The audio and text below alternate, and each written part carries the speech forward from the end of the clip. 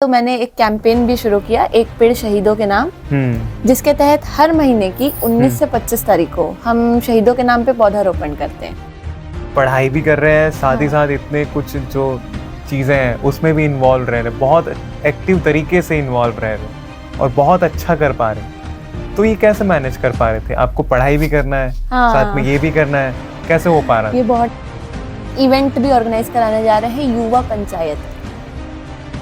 कई बार ऐसा हुआ है, बाहर जाना है तो क्लास में सूटकेस लेके जाते थे कि यार यहीं से चले जाएंगे बाहर। कई बार ऐसा होता था एग्जाम जल्दी लिख के नहीं काम के लिए जाना है, तो ऐसे प्रधानमंत्री जी के सामने अपना आइडिया प्रेजेंट करने का मौका मिलेगा। हमने वहाँ पे क्रिकेटर जॉन्टी रोड सर से भी हमारी मुलाकात हुई, फिर मनसुख मांडविया सर, तो बहुत सारे सेलिब्रिटीज थे।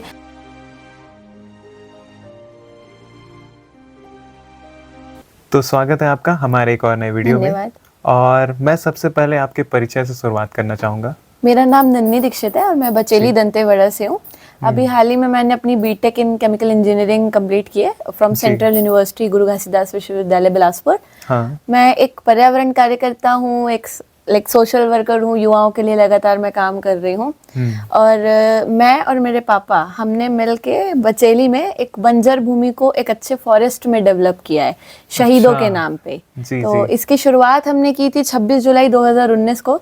ये बहुत ही एक ऐसी डेट है जो सबको याद है, कारगिल विजय दिवस की डेट है ये। तो हमने इस दिन शुरुआत की थी और हमारे मन में एक ही चीज थी कि हमको शहीदों के लिए काम करना है। हम कैसे उन देश के लिए और सेवा कर सकते हैं, किस तरीके से हम सेवा कर सकते हैं। तो ये आया थॉट कि शहीदों के नाम से अगर हम पौधे लगाते हैं तो फिर वो हम एक तरीके से उनको पेड़ों के रूप में पुनर्जीवित कर रहे हैं। जब वो जीवित थे तब वो बॉर्डर में हमारे लिए हमारी रक्षा कर रहे थे, अब वो पर्यावरण प्रहरी के रूप में हमारी रक्षा करेंगे, कर सकते हैं। तो इसी को ध्यान में रखते हुए हमने आमोद अरण्य की शुरुआत की थी। तो आमोद अरण्य हमारा वो जो वन है उसका नाम है। तो आमोद का मतलब होता है खुशी, खुशहाल, और अरण्य का मतलब होता है वन, तो एक खुशहाल वन। तो इसी के साथ मैंने एक कैंपेन भी शुरू किया, एक पेड़ शहीदों के नाम, जिसके तहत हर महीने की 19 से 25 तारीख को हम शहीदों के नाम पे पौधारोपण करते हैं। क्योंकि हमारा ये था कि हमको एक अलग तरीके से ट्रिब्यूट देनी है। तो हमने कोई ऐसी डेट्स, देखिए डेट्स पे तो हर कोई याद रखते हैं, लेकिन अदर देन दैट आप याद कर रहे हो कि नहीं, और शहीदों को याद करने के लिए कोई दिन नहीं होता है। तो इसीलिए हमने ऐसा 90 to 25 हमने सेलेक्ट किया कि हम किसी भी वक्त शहीदों को याद कर सकते हैं, उनके लिए कुछ कर सकते हैं, ये मैसेज पहुंचाने के लिए हमने ये किया था। अच्छा, तो जैसे आप ये पर्यावरण संरक्षण में अभी अच्छे से काम कर रहे हैं, तो कुछ तो एक रहा होगा, कुछ एक चीज आपको हिट कर गया होगा कि हाँ मैं ये काम करूं, तो वो कौन सा मोड़ था? ये बहुत, इसकी बैक स्टोरी बहुत लंबी है थोड़ा। मेरे पापा के वजह से मुझे ये आया था मेरे मन में। अब तो बेसिकली ये था कि बचपन से ही मम्मी पापा सिखाते थे पर्यावरण के लिए काम करना। हमारे यहाँ तो मतलब पेड़ों की पूजा होती है, तो ये सब चीजें मम्मी सिखाती रहती थी कि ठीक है पेड़ों की पूजा करनी चाहिए। हम पहले से भी हम पेड़ों को हम रक्षाबंधन में रक्षा सूत्र बांधना, ये सब चीजें हम बचपन से हमको सिखाई जा रही थी जी। अब मेरे पापा है कॉन्ट्रैक्टर। अब कॉन्ट्रैक्टर का वर्क ये होता है लाइक उनको कई बार पेड़ कट करना, ये सब चीजें आती है। तो ये बैक इन 2018 मेरे पापा को एक टेंडर मिला था, तो उसमें पेड़ कट उनको करना पड़ा था। तो हालांकि वो चीजें उनको पूरी डॉक्यूमेंटेशन पूरा प्रोवाइड, उन्होंने सब चीज चेक किया था कि कितने काटे जा रहे हैं, उससे पहले जो प्रोटोकॉल है वो कंपनी वो फॉलो कर रही है कि नहीं, वो सब चीजें चेक हुई थी। सारा प्रोटोकॉल के हिसाब से था। प्रोटोकॉल के हिसाब से था। बट ये जब पापा ने उनको जब काटा तो वो उस रात जब घर आके, वो शाम में थे एंड आके बैठे थे, वो शांत थे। वो कुछ ऐसे आते तो जनरली हम लोग से बात करते थे, वो बड़े शांत बैठे थे। अच्छा। तो मैंने पूछा उनसे कि पापा क्या हुआ है, ऐसा आप एकदम साइलेंट क्यों बैठे हो। मम्मी ने भी पूछा क्यों ऐसे बैठे हो। तब उन्होंने कहा यार इतने सालों से मैं कॉन्ट्रैक्टर हूँ, काम कर रहा हूँ, आज पता नहीं अच्छा नहीं लग रहा है मुझे। तो हमने पूछा कि ऐसा क्या किया आपने, तो बोलते कि पेड़ कट किया था, तो मेरे को नहीं अच्छा लग रहा है वो चीज। अब फिर हम लोग समझ नहीं पा रहे थे क्या करें। वो सैड बैठे थे, उनको भी नहीं समझ आ रहा था क्या करूँ यार, गिल्ट नहीं जा रहा है। तो हमने डिसाइड किया म्यूचुअली, हम लोग आपस में डिस्कशन कर रहे थे। तो मैंने एक चीज बोली पापा को, पापा इंसान से गलती हो जाती है, हर इंसान से अनजाने में कभी ना कभी कोई ना कोई गलती हुई है। आप अगर उसको, आज आपको गिल्ट हो रहा है, अगर आप उसको अभी रियलाइज कर ले रहे हो तो फिर आप उसके लिए कुछ कर सकते हो खुद से, तो फिर वो ज्यादा बेटर रहेगा।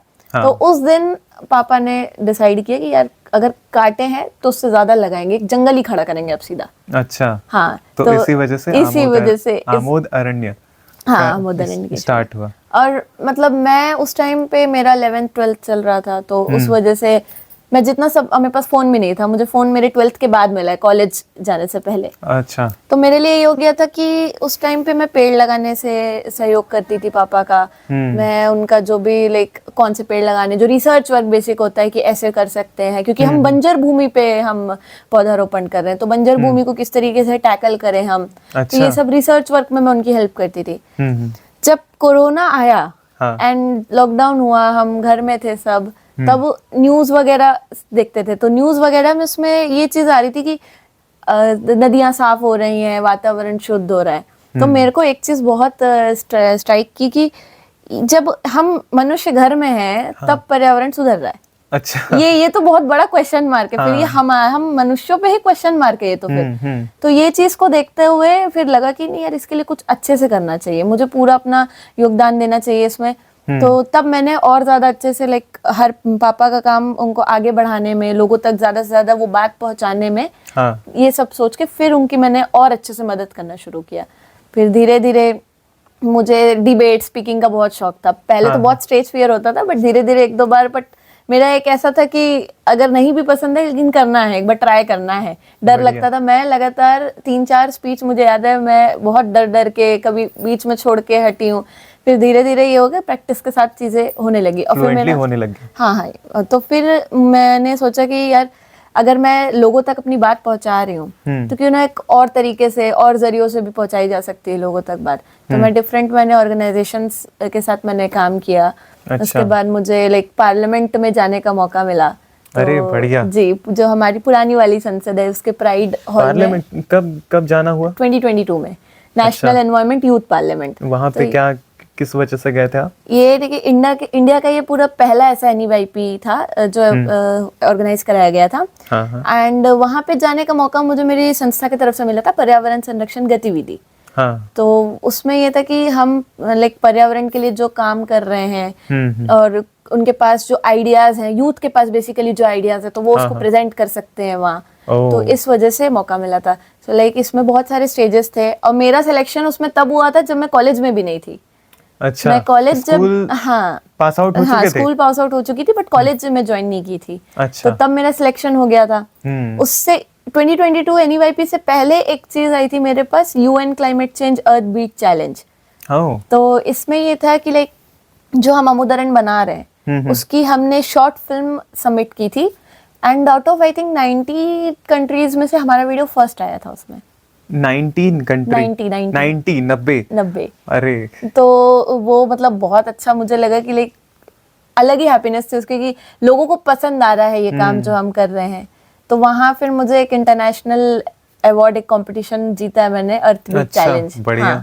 और वो फिल्म COP26 में ग्लासगो यूनाइटेड किंगडम में शोकेस हुई थी। उसकी स्क्रीनिंग हुई थी। बढ़िया। तो ये एक चीज से ऐसे भी फिर आगे आगे बहुत मौके आने लगे। ताकि मैं और लोगों तक और युवाओं तक अपनी बात को पहुंचा सकूं, जो मेरे पापा का जो सपना है और मैसेज है वो मैं पहुंचा सकूं आगे तक। अच्छा, आप अभी बता रहे थे कि आप अभी एक पेड़ शहीदों के नाम वो कैंपेन चला रहे हैं और उसी के साथ माटी गौरव यात्रा, उसका भी नाम मैं काफी सुनता हूँ। आप तो उसके बारे में थोड़ा बताएंगे कि माटी गौरव यात्रा वो क्या है? देखिए, माटी गौरव यात्रा बेसिकली मतलब मेरे पापा जब कारगिल का वॉर हुआ था उस टाइम पे वो 24-25 के थे। तो उनको उन्होंने वो ही एक वॉर है जो उन्होंने देखा है, बिकॉज उससे पहले वाले में तो वो पैदा भी नहीं हुए थे। अच्छा। तो जब उन्होंने वो देख रहे थे तो उनको बड़ा ऐसे लग रहा था यार मैं भी सेवा करना चाहता हूँ, मैं नहीं कर पा रहा हूँ। मैं यहाँ टीवी से देख रहा हूँ बैठ के जो चीजें हो रही हैं, मैं रेडियो पे सुन रहा हूँ वहाँ कैसे हमारे जो वीर जवान है वो कैसे लड़ रहे हैं, वो क्या कर रहे हैं। तो वो सब चीजें उनको सुन के बहुत अजीब तब से उनके मन में था। और वो मुझे बचपन से ये बोलते थे बेटा देश की सेवा तुम्हें करनी है देश की सेवा। तो ये चीज उनके माइंड में थी और उनको कहीं ना कहीं वो मेरे भी अंदर वो फीड कर रहे थे ये चीज। तो माटी गौरव यात्रा का उनको इसी से आइडिया आया कि आज भी हम युद्ध जानते हैं, हम नंबर्स जानते हैं, और अगर एक दो जैसे कुछ मूवीज बन गई हैं किनके कुछ लोगों के ऊपर, तो हम कुछ खास के ऊपर मूवी बनी है तो हम सिर्फ उनके नाम जानते हैं। लेकिन बाकी लोगों का क्या? सही वो बात है। एक क्वेश्चन मार्क था। वो भी उतना ही कंट्रीब्यूशन हाँ किए। एग्जैक्टली, उन्होंने भी उतना ही कंट्रीब्यूशन दिया। हाँ। तो इसीलिए पापा ने बोला कि हम यहाँ पे जो वन अगर हम बना रहे हैं, हम शहीदों के नाम पे बना रहे हैं, उन सबको पहचान मिलनी चाहिए।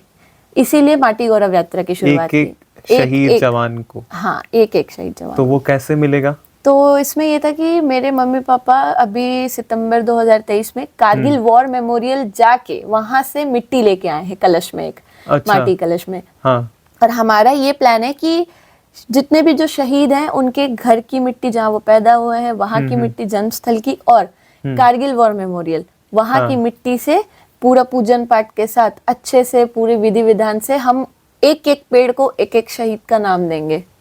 अच्छा। और हाँ, और इसके ऊपर लाइक हमारा अभी महाराष्ट्र के जितने भी थे हमारे, उनसे एक व्हाट्सएप ग्रुप हमारा बना है, हम कनेक्टेड है उनके साथ। उनको हमारा कॉन्सेप्ट बहुत पसंद आया है इस चीज का। उन्होंने पूरा सपोर्ट उनने किया है। ये तक बोला कि और स्टेट से हमको जो पता लगता है किसी के बारे में, उनके परिवार से हम आपको कनेक्ट कराएंगे, आप उनसे बात कीजिएगा। बढ़िया। तो ये है माटी गौरव यात्रा का मेन मिशन कि हर एक शहीद को वो सम्मान मिलना चाहिए और उनके बारे में दुनिया जाने जी। तो अभी ये कितना मतलब प्रोसेस में है? तो अभी लाइक फर्स्ट स्टेज हमारा हो चुका है, जो कि कारगिल वॉर मेमोरियल की हम मिट्टी ले आए हैं। अच्छा। और अब ये है कि सेकंड स्टेज पे अभी हमको उस माटी कलश जो हम लाए हैं उसका हम पूजन कराना चाहते हैं किसी प्रोमिनेंट पर्सनालिटी के हाथों, चाहे सीएम सर हो चाहे पीएम सर हो। तो एक प्रोमिनेंट पर्सनालिटी के हाथों हम उस माटी का पूजन कराना चाहते हैं। फिर उसके बाद हम जितने भी शहीद है उनके गृहग्राम से माटी लाने की हम यात्रा शुरू करेंगे। अभी ये स्टार्ट नहीं हुआ है, अभी स्टार्ट हो एक स्टेप हो चुका है। एक स्टेप हो चुका है। और अभी कोई अगर चीफ गेस्ट जैसे सीएम या फिर प्राइम मिनिस्टर ऐसे कुछ अगर आते हैं तो उसके बाद करें, काफी अच्छा हो। मैं तो चाहूंगा कि ऐसा ही हो और आप जैसा प्लान कर रहे हैं उसके अकॉर्डिंग होता जाए और काफी अच्छे तरीके से। हमने इसके लिए बहुत सपने देखे, लाइक कि हम पत्थर बनवा रहे हैं जिसपे उनका पूरा नेम, उनका बारे में कुछ डिटेल्स कार्व की जाएगी उसमें। बढ़िया है। प्लस एक मैं बुक भी एक लिख रही हूँ अभी इसी से रिलेटेड, जितने भी शहीद थे उनका लाइक नाम, उनके बारे में, उनका जन्म कहाँ हुआ, उनकी पढ़ाई क्या कहाँ हुई, उनके परिवार से कि उनका नेचर कैसा था, ये जो वहां जाए तो वो देख सके कि हाँ, ऐसा उसके और बारे इसकी में लाइक पूरा। ई बुक भी हम वो करवाएंगे। ई बुक इसलिए मैं बुक लिख रही हूँ हाँ। तो ताकि लोग पढ़ें उसको और जाने हमारे शहीदों के बारे में प्रॉपरली एक मिल पाए डिटेल्स अच्छे से, तो इसलिए। बढ़िया है, ऐसा ही हो जैसा आप सोच रहे हो, वो सपना और ज्यादा अच्छा तरीके से पूरा हो। अब आप बता रहे थे कि आप बहुत जगह जाके इन्वायरमेंट के बारे में बातचीत कर चुके हैं, डिबेट में आप खासकर और जान, तो वो और थोड़ा डिटेल से हमें बताएंगे कि और क्या क्या चीज़ों में आप गए हैं डिबेट कंपटीशन में, या जो भी चीज़ रहा है आपका? ये स्टार्ट हुआ था जब 2020 में, मैंने जैसे बताया पहले भी कि मैं एक पेड़ शहीदों के नाम कैंपेन चलाती हूँ। हाँ। तो मेरे को लाइक आज भी याद है 19 दिसंबर 2020 को हमने ये मुहिम शुरू करी। हाँ। 21 दिसंबर को जो हमारे पूर्व केंद्रीय मंत्री हैं प्रकाश जावड़ेकर सर, अच्छा, तो उन्होंने तारीफ की और उन्होंने ट्विटर पे, फेसबुक पे, इंस्टाग्राम पे पोस्ट किया कि 18 years old climate activist Nandini Dikshit ने प्रण लिया है कि वो हर महीने 19 से 25 ऐसे पौधे लगाएंगी शहीदों के नाम पे। इससे अच्छी कोई ट्रिब्यूट नहीं हो सकती शहीदों के लिए। तो वहां से काफी चीजें चेंज हुई, बिकॉज उसके बाद लाइक डीडी न्यूज वाले अप्रोच किए थे। तो जब चीजें बढ़ने लगी, इंटरव्यूज हुए, तो लोगों तक और बात गई तो मैं और लोगों से जुड़ी। तो और लोगों से जुड़ने के बाद धीरे धीरे फिर कॉम्पिटिशन्स में पार्ट लेने लगे, तो ऐसे मेरे को मौका मिलना शुरू हुआ था। बढ़िया। तो तब तक ये था कि लोगों को ये भी नहीं पता था कि मैं एक इंटरनेशनल लेवल कंपटीशन जीत चुकी हूँ ऑलरेडी। हाँ। तो स्टार्ट हुआ था नेशनल एनवायरनमेंट यूथ पार्लियामेंट से 2022 में। वहाँ पे हमने संसद भवन में स्पीच दी। वहाँ पे मैंने अपना अमोदरण के बारे में बात रखी थी। हमारे जो ऑनरेबल स्पीकर सर है ओम बिरला सर, उनके सामने रखी थी। अच्छा, वो थे उस टाइम पे? हाँ, वो सुन रहे थे? हाँ, उन्होंने सुना। उन्होंने ये तक बोला कि सबको ऐसा प्रण लेना चाहिए कि कुछ ना कुछ वो देश की सेवा के लिए करें। ये आपको कितना टाइम मिला था वहाँ पे स्पीच का? ये स्पीच के अलावा मैंने बात की थी उनसे। स्पीच के लिए मुझे 3 मिनट मिले थे। अच्छा। एंड वो जब स्टूडेंट्स पर्सनली एक मिलना जैसे? पर्सनली नहीं, वहाँ पूरे बच्चे थे। हमारा सेशन बेसिकली सेकंड में था, हमारा बारी सेकंड सेशन में था। फर्स्ट सेशन में हम पीछे बैठे हुए थे। तो सर आए, सर बच्चों को समझा रहे थे कि देखिए आप यहाँ पे आप बोल रहे हैं, बट आप खुद भी कोशिश कीजिए, आप क्या कर रहे हैं, आप घर में अपने शुरुआत कीजिए, घर से शुरुआत कीजिए। तब मैंने हिम्मत करी, मैंने माइक अपना ऑन किया, मैंने कहा सर एक मेरी बात है, आप सुन लीजिए। और सर ने बहुत हम्बली रिप्लाई किया, आप बोलिए। उन्होंने बहुत अच्छे से वो खड़े रहे, पूरा वो बात सुने और बहुत एकदम अटेंशन के साथ उन्होंने बात सुनी। बढ़िया। तो वो अलग से ही मुझे टाइम मिला था इसके लिए। काफी बढ़िया रहा जी। और फिर उसके बाद और कहाँ आपने गए? उसके बाद मैंने एक इंटरनेशनल कॉन्फ्रेंस में पार्ट लिया था, वायु सुमंगलम। तो उसमें मैं एक बीटेक की स्टूडेंट थी। मुझे तब भी पेपर प्रेजेंट करने का मौका मिला था वहाँ पे। और मैंने वहाँ पे भी जो अमोदरण हमारा है उससे रिलेटेड पूरा अच्छे से डॉक्यूमेंटेशन करके फिर उसका ही मैंने पेपर सबमिट किया था। बढ़िया है। फिर उसके बाद मुझे फिर से दोबारा नेशनल एनवायरमेंट यूथ पार्लियामेंट में जाने का मौका मिला, जो कि नागपुर विधानसभा में हुआ था। अच्छा। हाँ, तो वहाँ पे जब मैं फर्स्ट टाइम गई थी तब मैं एज एन ऑपोजिशन गई थी। सेकेंड टाइम मैं एज अ मिनिस्टर गई थी, minister of fisheries and animal husbandry. तो मैंने वहाँ पे भी आइडियाज रखे। और एक फैक्ट और है, जब मैं NEYP 2022 में गई थी, मैंने वहाँ पे एक आइडिया प्रेजेंट किया था कि जैसे जो PM आवास योजना के तहत घर बनते हैं, उसमें अगर हम सोलर पैनल्स इंस्टॉल करा दें। अच्छा। हाँ, तो वो काफी बेनिफिट होगा। आप मतलब सुझाव दिए थे? हाँ, तो वो सुझाव अभी 2024 में प्रधानमंत्री जी ने लागू करवाया था, PM सूर्य घर योजना। अरे बढ़िया जी। और उसी के साथ में प्रधानमंत्री जी ने उसके 2 या 3 महीने बाद जम्मू कश्मीर के उनका एक कॉन्फ्रेंस हो रहा था। तो उनके भाषण में उन्होंने ये चीज भी इंक्लूड की थी कि जैसे वहाँ जो तालाब है जो बन रहा है उसके आसपास आप वहाँ के शहीदों के नाम पे पौधे लगाएं। अच्छा। हाँ जी। तो ये 2 चीजें, हाँ, तो ये भी हुआ था। फिर उसके बाद मुझे मौका मिला था विकसित भारत यंग लीडर्स डायलॉग में। वो एकदम अनएक्सपेक्टेड था मेरे लिए। कैसे? क्योंकि मेरे को नेशनल एनवायरमेंट यूथ पार्लियामेंट 2025 में भी मौका मिलने वाला था जाने का। राजस्थान विधानसभा में ये हो रहा था। अच्छा। उस टाइम पे बट ये था कि आपको यूनिवर्सिटी से पार्ट लेना है एंड देन आपका फिर नेशनल लेवल और स्टेट लेवल होगा एंड देन नेशनल लेवल पे आप जा सकते हैं। ठीक। यूनिवर्सिटी लेवल पे मैंने परफॉर्म किया, सब चीज ठीक रहा। मैं ऑर्गेनाइजेशन का भी पार्ट थी, फिर भी मैंने यूनिवर्सिटी की तरफ से भी परफॉर्म किया। मैं ऑर्गेनाइजेशन को भी रिप्रेजेंट कर रही थी और एज खुद को भी मैं रिप्रेजेंट कर रही थी। तो फिर कैसे आपको जाने का मौका मिल गया? मुझे जाने नहीं मिला, बट उससे कुछ बेटर मुझे मिला। कैसे? बढ़िया, बेटर ऐसे मिला क्योंकि अब मेरे को आज भी याद है, आई थिंक मैं डेट शायद मैं स्किप कर रही हूँ, 22 दिसंबर शायद ये डेट थी कि मैंने पूछा, रिजल्ट आया कि यूनिवर्सिटी से कितने लोगों का नाम आगे गया। हाँ। मेरा नाम ही नहीं था उसमें।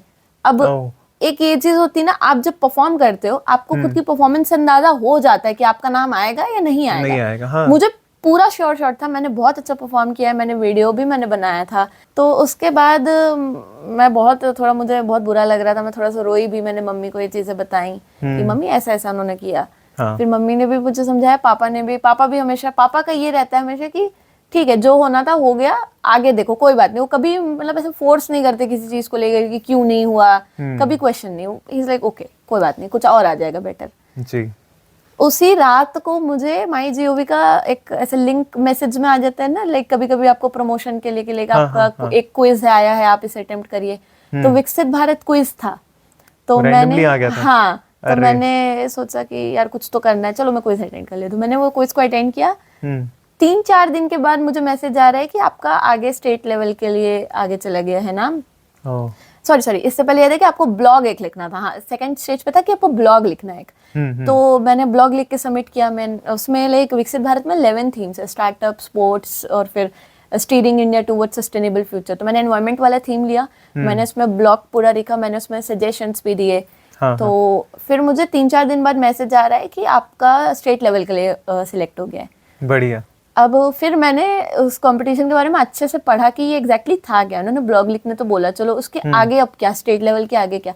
तब मुझे वहां पता चला कि अगर ये इसमें मैं जीतती हूँ तो मुझे भारत मंडपम, जहाँ G20 समिट हुआ था, वहां पे प्रधानमंत्री जी के सामने अपना आइडिया प्रेजेंट करने का मौका मिलेगा। मैं शॉक्ड हो गई, हे भगवान क्या हो रहा है मेरे साथ। हाँ। फिर मैं स्टेट लेवल की मैंने प्रिपरेशन करी, मैंने PPT अच्छे से तैयार किया, मैं गई वहाँ पे प्रेजेंटेशन दे के आई। मैं इंटरव्यू भी लिया गया था हमारा वहाँ पे। अच्छा। आई वॉज कॉन्फिडेंट उस टाइम पे कि नहीं हो जाएगा, मैं जा रही हूँ Bharat Mandapam, no doubt. And 1 जनवरी या 31 दिसंबर की रात का है कि मेरे को व्हाट्सएप पे ग्रुप पे मैसेज आ रहा है कि ये सिलेक्टेड पार्टिसिपेंट्स है। तो हाँ, आउट ऑफ 45 स्टूडेंट्स मेरा भी नाम उसमें था। अरे। और सबसे बड़ी बात ये, जो नेशनल एनवायरनमेंट यूथ पार्लियामेंट हो रहा था वो 17-18 जनवरी को हो रहा था। अच्छा। और मेरा जो भारत मंडपम वाला इवेंट था वो 12th एंड 13th को था। हाँ। तो आई वाज लाइक कि देखो कुछ बेटर आ गया, उससे बहुत ज्यादा बेटर आ गया। हाँ सही है, मैं उससे अपना तो आइडिया कई गुना सीधा मैं बेहतर। पीएम सर के सामने हम प्रेजेंट करेंगे, उससे ज्यादा बड़ी बात क्या हो सकती है। हाँ। और वहां पे फिर हमने जाके प्रेजेंटेशन दी, वो एक्सपीरियंस बहुत बढ़िया एक्सपीरियंस था।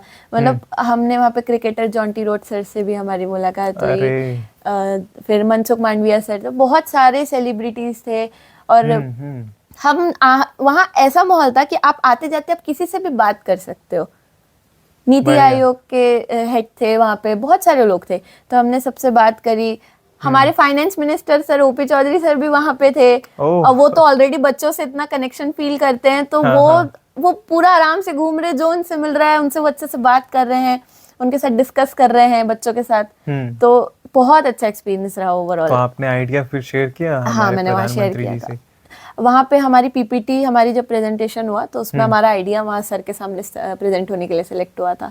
तो बहुत, लेकिन मेहनत बहुत लगी थी इसके पीछे, क्योंकि वो पीपीटी को पहुँचाना वहाँ तक, वो आइडिया वहाँ तक पहुँचाना, वो बहुत बड़ा बात था, बहुत बड़ा बात था। वो प्रिपरेशन मैं कभी नहीं भूलूंगी कि एक दिन, बोलते ना एक दिन की चांदनी के लिए क्या क्या करना पड़ा था। मैं और पापा कितना डिस्कशन करते थे, कितनी रातों की नींदें एकदम गवाई हमने कि नहीं यार वहाँ की प्रेजेंटेशन अच्छी होनी है एकदम। फिर भी उसका फल तो बहुत अच्छा मिला। फल तो बहुत अच्छा मिला, नो डाउट। आप इतना बता रहे हैं, मैं खुद सोच में पड़ जा रहा हूँ कि आप पढ़ाई भी कर रहे हैं, साथ ही साथ इतने कुछ जो चीज़ें हैं उसमें भी इन्वॉल्व रह रहे, बहुत एक्टिव तरीके से इन्वॉल्व रह रहे और बहुत अच्छा कर पा रहे। तो ये कैसे मैनेज कर पा रहे थे? आपको पढ़ाई भी करना है, साथ में ये भी करना है, कैसे हो पा रहा था? ये बहुत टफ है, बहुत टफ है। मेरे डार्क सर्कल्स इसका जवाब दे सकते हैं। सोना तो बिल्कुल भूल जाना पड़ता है फिर ऐसे में। लेकिन ये कहीं ना कहीं, जैसे अब मम्मियाँ भी हैं हमारी, एक बार में कितनी मल्टीटास्किंग है, 4 काम एक साथ कर लेते, तो कहीं ना कहीं वो जीन्स तो आते ही हैं। तो ये था मन में कि करना है तो फिर तो मैनेज किया है। क्लास कई बार ऐसे हुआ है, बाहर जाना है तो क्लास में सूटकेस लेके जाते थे कि यार यहीं से चले जाएंगे बाहर। कई बार ऐसा होता था एग्जाम जल्दी लिख के नहीं, काम के लिए जाना है, तो ऐसे करके मैंने मैनेज किया। नींद आई थिंक मैंने कॉलेज के ईयर्स में 4 साल में आई, कोई भी हार्डली 1-2 दिन मुझे मिला होगा जिसमें मैं 8 घंटे सोई होंगी, वरना other than that 4 hours 5 hours की नींद में उठ के काम करना, ये करना वो करना, सारी चीज वैसे ही रहता था। तो उसमें पढ़ाई आपका इफेक्ट होता था कि नहीं? पढ़ाई तो नहीं, ऐसा तो कुछ इफेक्ट हुआ नहीं, अभी तक तो कुछ नहीं हुआ है, मैं मैनेज कर ले रही हूँ। बढ़िया है। और ये मैं कैच जल्दी कर लेती हूँ चीजें। ये कहो मम्मी की आदत, तो बोलेंगे क्या मम्मी बचपन में याद करो, लिख लिख के याद करो, बहुत सारी टेक्निक्स जो है वो सारी चीजें आज भी काम आती हैं मुझे। ये अभी आप जैसे हायर एजुकेशन के लिए भी आप सोच रहे हैं, या फिर अभी बीटेक जैसे कर चुके हैं तो फिर अब सीधा इसी में इन्वायरमेंट के हायर एजुकेशन के लिए सोच तो मैं रही हूँ, लेकिन एज सेट कि मैं दोनों काम एक साथ में मैनेज कर रही थी, तो ये भी कह सकते हैं कि हाँ अभी फिलहाल मैं एनवायरमेंट के लिए काम करते करते, यूथ के लिए काम करते करते हायर एजुकेशन भी मैं परस्यू करूँगी फिर। तो इसके बाद अब आपका फ्यूचर प्लान्स क्या है जो आप सोच रहे हैं? क्योंकि आपका तो अब पढ़ाई ऑलमोस्ट हो गया है, फिर अभी आप इसके बाद और क्या आगे बढ़ना चाह रहे हैं? अभी फ्यूचर प्लान्स में जैसे कि अभी मैं यहीं पे हूँ तो मेरे को युवाओं के लिए और काम करना है। हम एक इवेंट भी ऑर्गेनाइज कराने जा रहे हैं, युवा पंचायत। तो अच्छा, हाँ ये मैं काफी सुन रहा था, ये क्या है युवा पंचायत? ये बेसिकली एक ऐसा, हम लोग एक पंचायत फॉर्म में हम एक डिबेट कराने जा रहे हैं। डिस्ट्रिक्ट एसोसिएशन का उसमें बहुत हमको सपोर्ट मिला है, डिस्ट्रिक्ट की तरफ से, एडमिनिस्ट्रेशन की तरफ से हमको बहुत सपोर्ट मिला है इसमें। तो ये 3 स्टेजेस में होगा। फर्स्ट स्टेज में ये कि हमारे पास गूगल फॉर्म हम शेयर करेंगे, जो इंटरेस्टेड बच्चे हैं वो पार्ट लेंगे, तो हमारे पास एक लिस्ट आ जाएगी पार्टिसिपेंट्स की। ठीक। सेकंड स्टेज में हम उनकी ट्रेनिंग कराएंगे। ये कहाँ के बच्चे होंगे? दंतेवाड़ा के बच्चे। नहीं, मतलब कॉलेज के? हाँ, कॉलेज के बच्चे होंगे, एंड या फिर स्कूल के बच्चे भी हो सकते हैं, अगर वो 18 to 25 के एज क्राइटेरिया में आ रहे हैं। अच्छा, एज क्राइटेरिया मैटर करता है अभी। 18 से 25 के बीच में आ रहे हैं तो वो भर सकते हैं। ठीक ठीक। तो इट्स लाइक कि फिर उनकी ट्रेनिंग होगी। ट्रेनिंग में हम उनको बहुत सारी, सिर्फ नॉर्मल ट्रेनिंग नहीं कि आपको बोलना कैसे है, नहीं, हम उनसे ग्राउंड वर्क भी हम कराएंगे। फॉर एग्जाम्पल हम उनको टास्क हम दे रहे हैं, हम उनको टास्क देंगे कि आप कहीं अपने आसपास के कोई तालाब या कहीं पे भी आप श्रमदान करिए जाके सफाई के लिए, या इनिशिएट कीजिए कि आप लोगों को जोड़ के चलिए आप लोगों ने जोड़ के लोगों को एक गली ही साफ की। तो इस तरीके के टास्क। देन एक आप पौधा लगाइए और आपने उस पौधे को क्यों लगाया है और आपने यही पर्टिकुलर प्लांट क्यों चूज किया है, अच्छा। तो ऐसे कुछ कुछ ऐसे टास्क जो इससे क्या होगा, एक तो जो युवा यहाँ पे आके अपने आइडियाज प्रेजेंट करेगा, वो तो एक अलग पार्ट है कि वो अपनी वॉइस को भी लोगों तक पहुंचा रहा है, हाँ। प्लस वो ग्राउंड वर्क करके वहां तक आया होगा, जिसने अच्छा। जमीनी तौर पे काम किया है वो वहां पे आके फिर अपने आइडियाज को अच्छे से प्रेजेंट करेगा। तो ये हम दोनों तरफ से हम इम्पैक्ट जमाना चाह रहे हैं, एक तो ग्राउंड लेवल पे भी इम्पैक्ट जमे और सोशल लेवल पे भी हम इम्पैक्ट जमा पाए।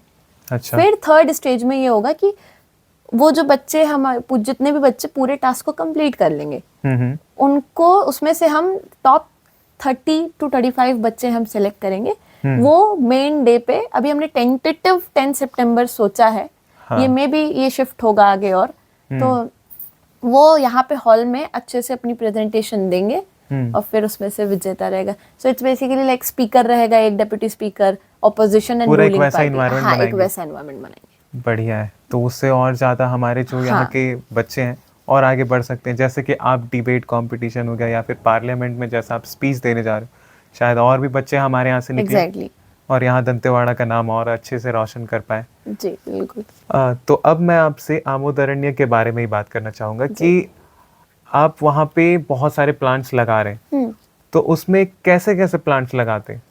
हमने अब तक 1500 अराउंड प्लांट्स हमने लगाए हैं। 1500? हाँ, बिकॉज वो जैसे मैंने पहले भी कहा कि वो एक बंजर भूमि है। हाँ। तो बंजर भूमि में अगर आप अचानक से, हम नहीं चाहते थे कि हाँ वो शहीदों के नाम पे हम लगा रहे हैं ना, तो ये नहीं था मेरे अंदर बिल्कुल भी कि एक भी पेड़ मर जाए, हम नहीं चाहते थे, सारे पेड़ सर्वाइव करें। आपको एक फैक्ट बताती हूँ, फॉरेस्ट फायर लगा था वहां पे, आग पकड़ी थी, फिर भी वो जितने हमारे आई थिंक 50 से 60 पेड़ डैमेज हुए थे, लेकिन तब भी कोई भी पौधा मरा नहीं।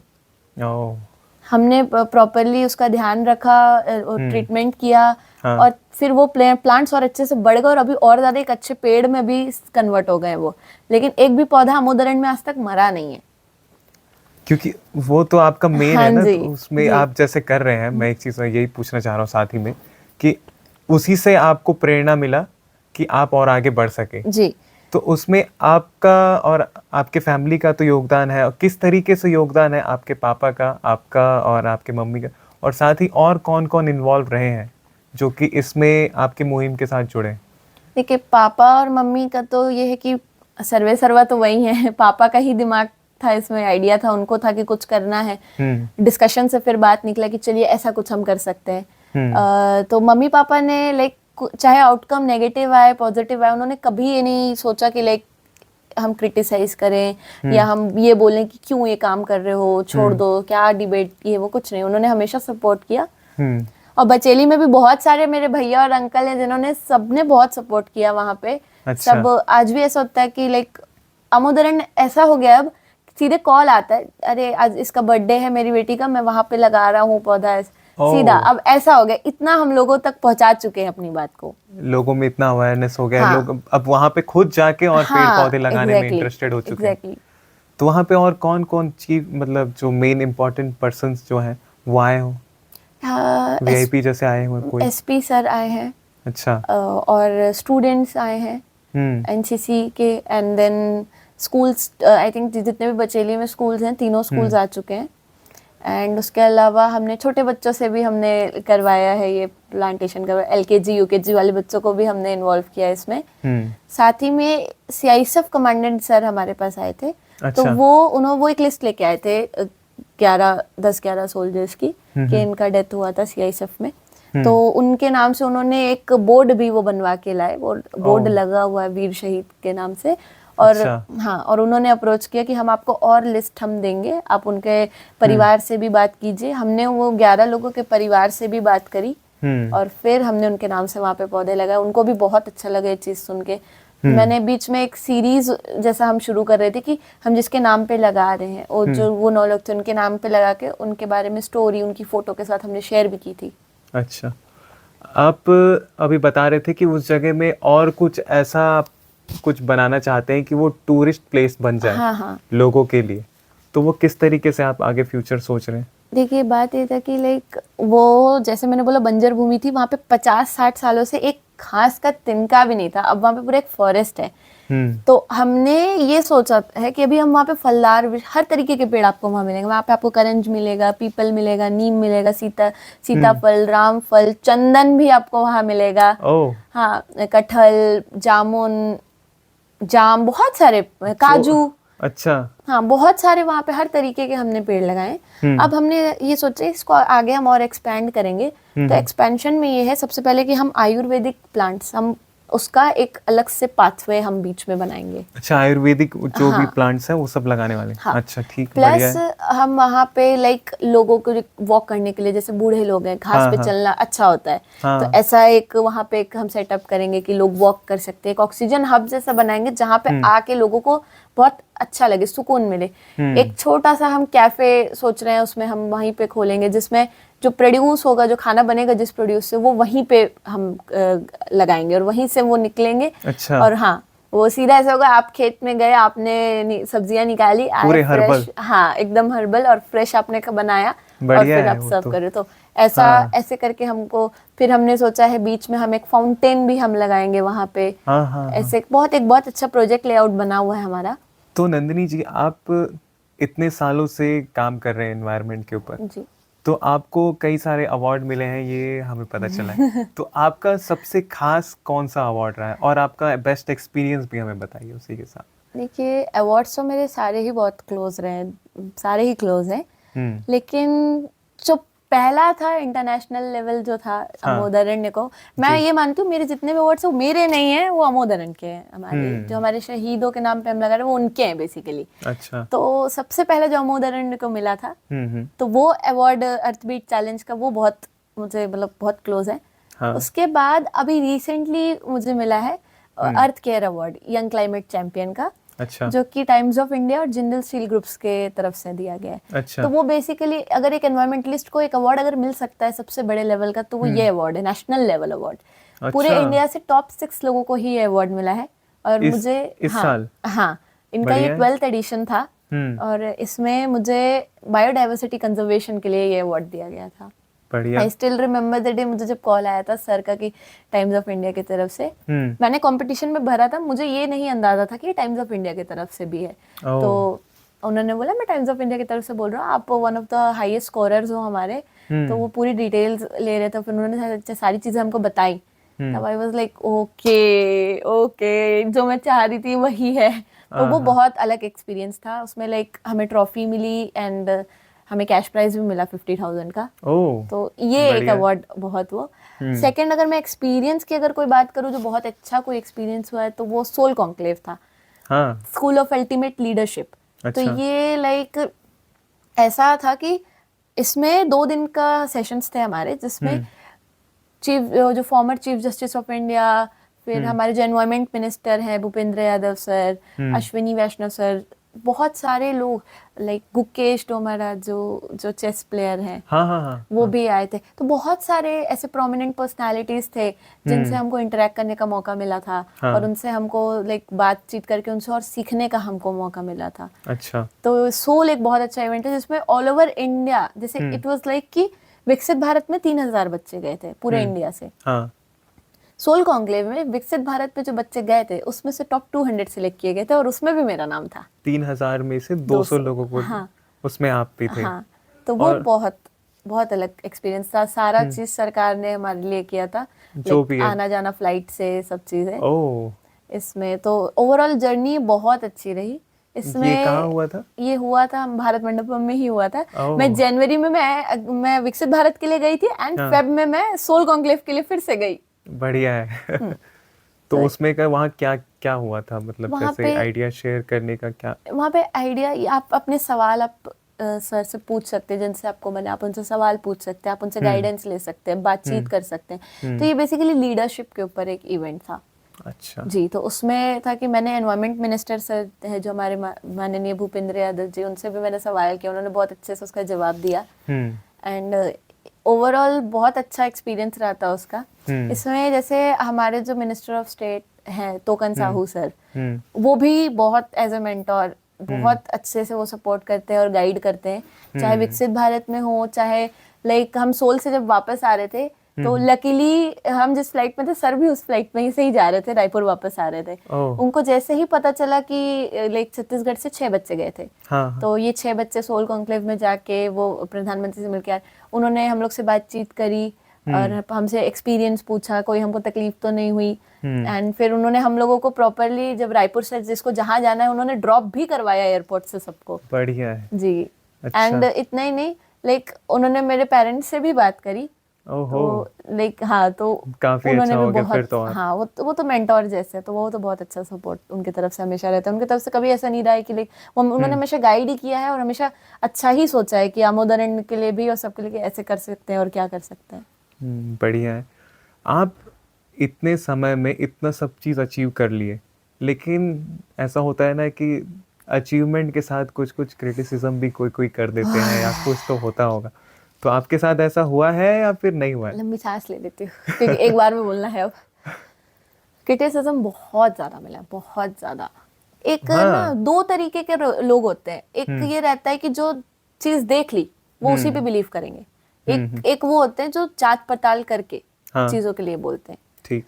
अब मैं बहुत, अगर एक सेलिब्रिटी टाइप साउंड करेगा, मैं मान रही हूँ, लेकिन ये एक चीज है। मैं पर्यावरण के लिए काम कर रही हूँ।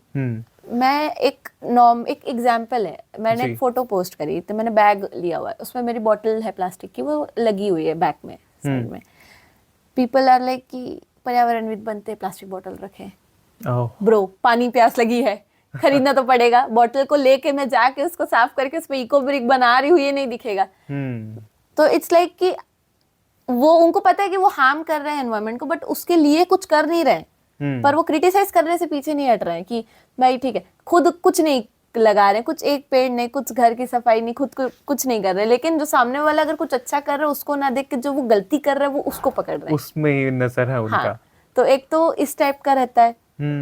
सेकंड हमको मिला है, लाइक मैं स्टार्टिंग में रोड में मैं अकेले निकलती थी क्लाइमेट स्ट्राइक के लिए। मैं लोगों को नुक्कड़ नाटक इन सब के थ्रू बताना, घर घर, हाँ, घर घर जाके मतलब प्रमोशन करना कि आप पेड़ लगाइए, आप ऐसे करिए पर्यावरण के लिए। तो मैं और मम्मी हम दोनों जाते थे, फिर धीरे धीरे इवेंचुअली फिर टीम बनी। बट ये भी तब हुआ जब फॉर्मर जो environment minister Prakash Javadekar sir, उन्होंने तारीफ की। अच्छा। उसके बाद लोगों को ये लगने लगा नहीं यार, इनका पॉजिटिव आउटकम आ रहा है। तो ऐसे करके लोग जुड़े। एंड इट्स लाइक कि घर में भी सब लोग ऐसे बोलते थे कि मम्मी पापा को कि एक ही लड़की है, इन सब में क्यों डाल रहे हो, पढ़ने लिखने दो, ये वो करने दो। तो इस टाइप का क्रिटिसिज्म। मैं एक सिंगल गर्ल चाइल्ड भी हूँ, तो ये बकवास और फालतू की बातें सुनी अपने लिए। तो एक पॉइंट तो ऐसा लगता था मुझे कि यार तुम्हें गॉसिप चाहिए मुझसे आके पूछ लो, मैं दे रही हूँ क्या मेरे बारे में गॉसिप। मुझे तो ऐसी बातें, मेरे को अपने बारे में कभी कभी ऐसी बातें सुनने में आती थी, ये कब हो गया। अच्छा। तो इस टाइप का, जबकि कुछ नहीं करते थे। मेरे कई ऐसा था कि क्लासमेट्स भी काफी, मतलब काफी लोग अच्छे दोस्त थे। काफी जगह पे था कि क्लासमेट्स को नहीं पसंद पड़ती थी चीजें कि लाइक कि इतना कुछ कैसे हो रहा है, ये कैसे क्यों इतना पॉपुलर बनते जा रहे हैं, मैं ही क्यों बोल रही हूँ। तो वो भी चीजें देखी हैं। तो इट्स लाइक हुआ है क्रिटिसिज्म तो बहुत। मैं स्टोरी में बताने लगी तो बहुत ज्यादा वो हो जाएगा मैं तो, इसीलिए, लेकिन बहुत ज्यादा ये है। तो फिर कैसे टैकल किए इतने सारी परेशानियां? स्टार्टिंग में ऑनेस्टली रोना आता था, मैं कई बार रोई भी हूँ। मुझे बुरा लगता था कि यार ऐसे कैसे बोल देते हैं लोग, अच्छा भी काम कर रहे हो तो भी बोल देते हैं। फिर एक चीज मुझे फिर ये समझ में आने लगा कि लाइक दूसरे स्टेट से बैठ के कोई सोच रहा है, क्या सोच रहा है, क्या बोल रहा है, क्यों फर्क पड़ रहा है मुझे। अननोन पर्सन क्या? अननोन पर्सन या नोन पर्सन से तो चलो समझ में आता है एक बार के लिए, अननोन पर्सन से भी तो मैं क्या ही बोलूं। मिलने लग जाए तो फिर सही है। तो और वो भी कुछ गलत भी नहीं कर रहे तो भी हेट मिल रहा है। तो फिर ये समझ में आने लग गया कि ठीक है भाई, उनको जो करना है करने दो। कहीं ना कहीं मेरा मन तो गिल्ट फ्री है कि हाँ मैं काम कर रही हूँ, मैं अपनी मेहनत पे हूँ जो भी हूँ आज। तो वो कहीं ना कहीं तो उनको कुछ ना कुछ बोलने के लिए चाहिए। मैं कई बार मेरे को हाइट को लेकर बोल दिया जाता है। अच्छा, कि आपकी हाइट बहुत कम है। सबसे अगर क्या बात हुआ ये बोलते अरे इसकी हाइट बहुत कम है, हाइट कम है, बस सब ठीक है, नन्ही का सब ठीक है, हाइट बहुत कम है। तो वोकल तो बहुत ज्यादा है ना। वही चीज है। तो इस चीज को लेकर भी बहुत मैंने अपने लिए सुना है। हाइट को तो बहुत ज्यादा सुना है मैंने। भाई ठीक है, हर किसी की अपनी एक बॉडी है, एक जेनेटिक होता है। आप उनके सोच विचार उनको देखो। सोच विचार उनको देखो। तो लेकिन लोगों को वही चीजें पकड़नी है एकदम कि जो उसमें थोड़ा खोटा है उसी चीज को ही मैं देखना तो है। तब भी सजेस्ट करती हूँ, मैंने तब भी कभी भी ये नहीं सोचा कि लाइक मैं हील्स आज भी नहीं रखती, बहुत मतलब एक दो पार्टी वेयर के लिए कभी भी। इतना सब के बाद भी मम्मी ने मुझे हमेशा ये चीज सिखाई, पापा ने भी, कि कोई कुछ भी बोले मत ध्यान दो, कोई दिक्कत नहीं है, कुछ नहीं है, उनके कहने से भी तुम्हारी हाइट नहीं बढ़ रही है ना, तो वो अगर इतनी उनको चिंता है लाके दे दे कॉम्प्लेन के भर भर के डब्बे, भाई पी लूंगी मैं। क्या क्यों क्यों बोल क्यों रहे हो भाई तुम ऐसा। तो मैंने इसके बावजूद भी एक चीज माइंड में कभी भी मैंने ये नहीं सोचा कि हील्स मेरी जरूरत है कि यार मुझे पहनना पड़े, मन करेगा तो, वरना बोलो तुम छोटी हो, मैं बोलते रहो ठीक है, काम बड़े हैं। तो ये सोच के रहता है, तो ये सब चीजें सोचने लगे जैसे कि यार उनको जो बोलना है वो तो वो बोलेंगे ही, मेरा भी मुंह है, मैं भी कुछ भी बोलूंगी, उनका ये मुंह तो नहीं बंद करा सकते हैं। आप अपना काम करो, उनको और मौका मिल रहा है बोलने का, दे दो मौका, बोलो। आप अपना काम करते जाओ, हाँ, दूसरे exactly. कुछ तो लोग कहेंगे, लोगों तो का काम है कहना। यही गाना इसलिए शायद बहुत अच्छे तरीके से लोगों ने सुना है और जान रहे हैं। तो हमें भी जो अच्छा काम कर रहे हैं तो लोग क्रिटिसिज्म तो देते ही है, देते हैं, नो डाउट। आपकी अच्छाइयों को कभी नहीं देखेंगे लोग, कभी नहीं। वो फिर आपके हाँ नहीं इसमें गलत है, इसमें गलत, तुम गलत कर रहे हो, यही चीज पकड़े रहेंगे। ये तो पकड़े रहेंगे, no और वो हर किसी के साथ होता है, जो ऊंचाइयां चढ़ता है ना उसी को लोग पैरों से खींचना चाहते हैं। यही हमें लगता है, तो इसी वजह से लोग कर रहे हो। लेकिन फिर भी अगर आपके यहाँ पंख लगे तो आप तो उड़ते ही जाओगे, उड़ते ही जाएंगे, एग्जैक्टली। तो और भी अच्छा है, ऐसा ही करते रहिए। मैंने और समंदर से सीखा है जीने का सलीका, चुपचाप से बहना और अपनी मस्ती में रहना। बढ़िया। मैं एक चीज और लास्ट अब यही जानना चाहूंगा कि आप हमारे युवाओं को और क्या बताना चाहेंगे, और जो भी लोग सुन रहे हैं उनको आप क्या संदेश देना चाहेंगे? एक युवाओं के लिए सबसे पहला तो संदेश ये है कि आपका जो मन है करने का, आप ये मत सोचिए कि यार अगर आपको मतलब लोग क्या बोल रहे हैं, आप अकेले भी जाना पड़ रहा है। देखिए मैं कर सकती हूँ तो आप सब कर सकते हो, कोई बड़ा बात नहीं है इसमें। तो आप अपने सपनों को पूरा करो, निकलो। अगर आपको मन है कि आपको देश के लिए कुछ करना है, आपका कुछ प्लान है, आप उसको सही चैनल के थ्रू आप कोशिश करो। कहीं एक दरवाजा बंद होगा, दो दरवाजे बंद होंगे, एक ना एक दरवाजा खुलेगा ही खुलेगा। आज नहीं हो रहा है पर एक दिन जरूर होगा। सेकंड ये कि मेरी अपील है ये पूरे देशवासियों से, जितने भी लोग ये पॉडकास्ट को देखेंगे, आप सब हो सके तो शहीदों के नाम पे एक पौधा तो लगाइए ही लगाइए। हमारा एक नारा है, मैं उसी के साथ एंड करना चाहूंगी कि शहीदों को मिले इतना सम्मान, कि शहीदों को मिले इतना सम्मान कि जीवन की हर सांस में हो उनका योगदान। बढ़िया, ये काफी अच्छा स्लोगन है आपका। ये सब कोई सुने, और ऐसा ही जितने भी दर्शक देख रहे हैं वो उनसे हम रिक्वेस्ट करना चाहेंगे कि वो भी एक पेड़ शहीदों के नाम अपने घर के आसपास या कहीं पे भी वो लगाएं, जिससे कि जो शहीद हुए हैं हमारे देश के लिए, हमारे लिए, उनको एक श्रद्धांजलि हम समर्पित कर सके। तो थैंक यू सो मच आपका हमारे पॉडकास्ट में आने के लिए, और आपसे हमने बहुत कुछ सीखा और बहुत कुछ जाना, और जितने भी युवा देख रहे हैं या जो भी देख रहे हैं वो आपकी बातों को